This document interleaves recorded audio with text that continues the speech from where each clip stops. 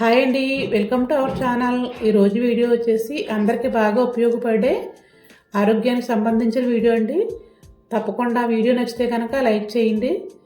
అదేంటంటే కనుక ఈ రోజుల్లో అందరూ వెయిట్ అయితే బాగా పెరిగిపోవడం అయితే జరుగుతుంది. తగ్గడం అయితే చాలా కష్టమైపోతుంది కదా.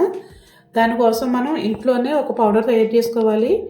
అంతేకాదు గ్యాస్ ట్రబుల్ కూడా ఈజీగా తగ్గించుకోవచ్చు ఒక టీ స్పూన్ పౌడర్ తోటి.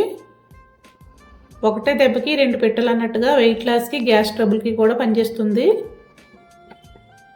అన్నీ మన ఇంట్లో ఉండి వాటితోటే తక్కువ ఖర్చుతోటి ఎక్కువ బెనిఫిట్స్.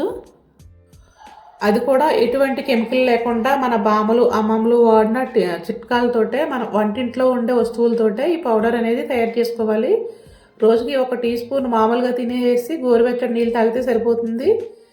అది కూడా ఖాళీ కడుపుతో తిన్నట్లయితే కనుక మంచి బెనిఫిట్స్ ఉంటాయన్నమాట.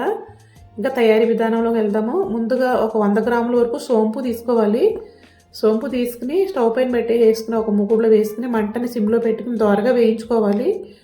ఒక 3 నిమిషాలు వేయించుకుంటే సరిపోతుంది. మనకి నిల్వ ఉండటానికి బాగుంటుంది అన్నమాట అలా వేయించుకుంటే కనుక.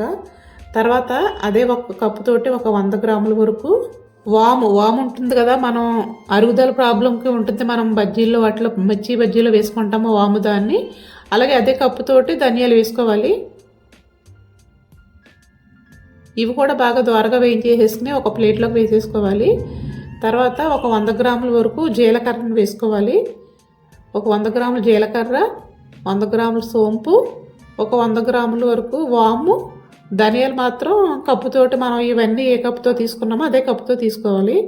ఎందుకంటే ధనియాలు 100 గ్రాములు అంటే చాలా ఎక్కువ వచ్చేస్తాయి కాబట్టి ధనియాలు కొంచెం తక్కువ తీసుకోవాలన్నమాట వెయిట్లో అయితే.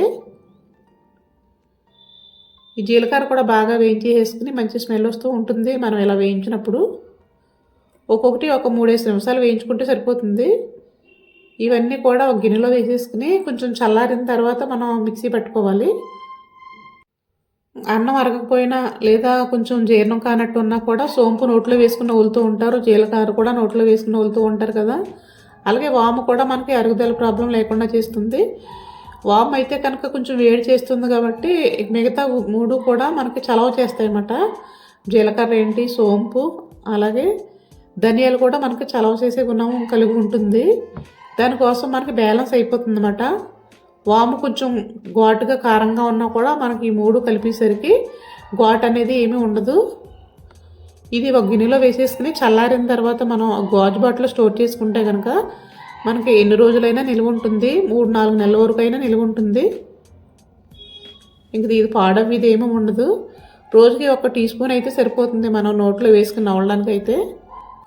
లేదు వాటర్లో మరిగించుకోవాలంటే కనుక 1 స్పూనున్నర వరకు వేసుకోవచ్చు. వాటర్లో అయితే కనుక మనం వడగట్టేసుకుంటాం కాబట్టి 1/2 స్పూన్ వరకు ఎక్కువ వేసుకోవాలి. అదే గ్యాస్ ప్రాబ్లం గురించి అయితే కనుక మనం నైట్ పడుకునేటప్పుడైనా కూడా తీసుకోవచ్చు. ఒక 2 నెలల వరకు కూడా మనం కంటిన్యూస్గా తీసుకుంటే కనుక మంచి రిజల్ట్ అనేది ఉంటుంది. వెయిట్ లాస్కి ఏంటి, అలాగే గ్యాస్ ప్రాబ్లం కూడా మనకి కంట్రోల్ అవుతుందన్నమాట. ఒకసారి తప్పకుండా ట్రై చేసి చూడండి. వెయిట్ లాస్ అవడానికి వేలు ఖర్చు పెట్టే బదులు ఒకసారి ఇలా ట్రై చేసినట్లయితే కనుక మంచి రిజల్ట్ అనేది ఉంటుంది. మరి వీడియో కనుక నచ్చినట్లయితే కనుక లైక్ చేసి మన ఛానల్ని సపోర్ట్ చేయండి. మోర్ వీడియోస్ కోసం please subscribe. Thank you for watching.